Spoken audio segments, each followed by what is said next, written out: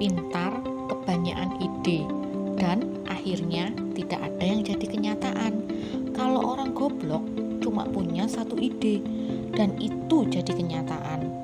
Orang goblok sulit dapat pekerjaan.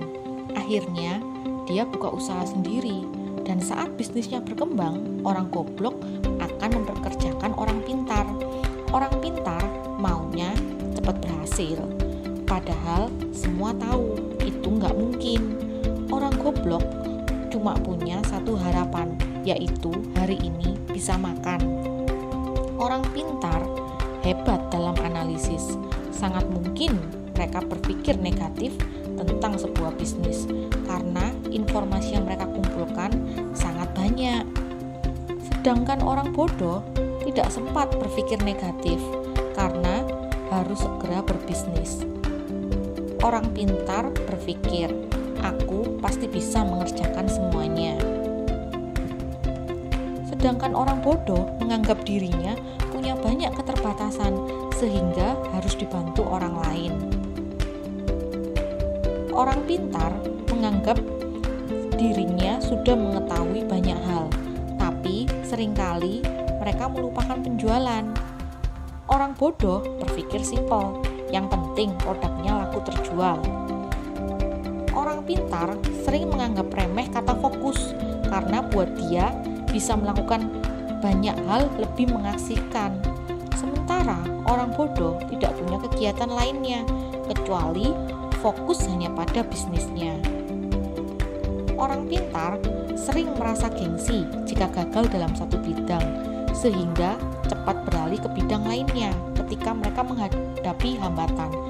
Sedangkan orang bodoh seringkali mereka tidak punya banyak pilihan kecuali mengalahkan hambatan tersebut.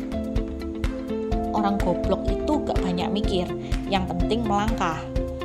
Orang pintar belajar keras untuk mendapatkan pekerjaan. Orang goblok itu berjuang keras untuk bisa membayar pelamar pekerjaan. Banyak orang tanya, bisnis apa yang bagus?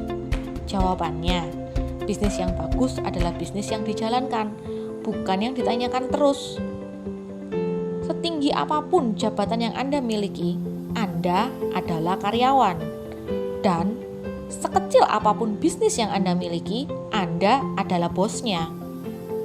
Kamu itu bangun pagi, mandi, pamit kerja, pakai seragam, pakai sepatu, berangkat pagi dan pulang malam.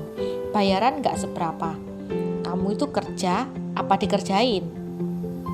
Bisnis itu hanya modal dengkul.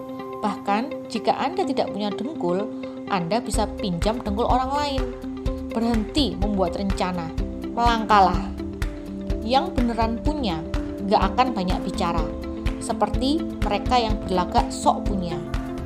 Jadikanlah keluarga sebagai motivator dan supporter pada saat baru memulai bisnis, maupun ketika bisnis semakin menguras waktu dan tenaga Anda. Tidak bekerja setengah-setengah. Apabila telah memulai satu bisnis, maka kerjakanlah dengan serius. Jangan sampai berhenti di tengah jalan, karena akan menyia-nyiakan harta, tenaga, waktu yang telah kita kerahkan untuk memulai bisnis. Kegagalan adalah bumbu kehidupan. Kegagalan akan membuat kita menjadi manusia yang lebih tangguh.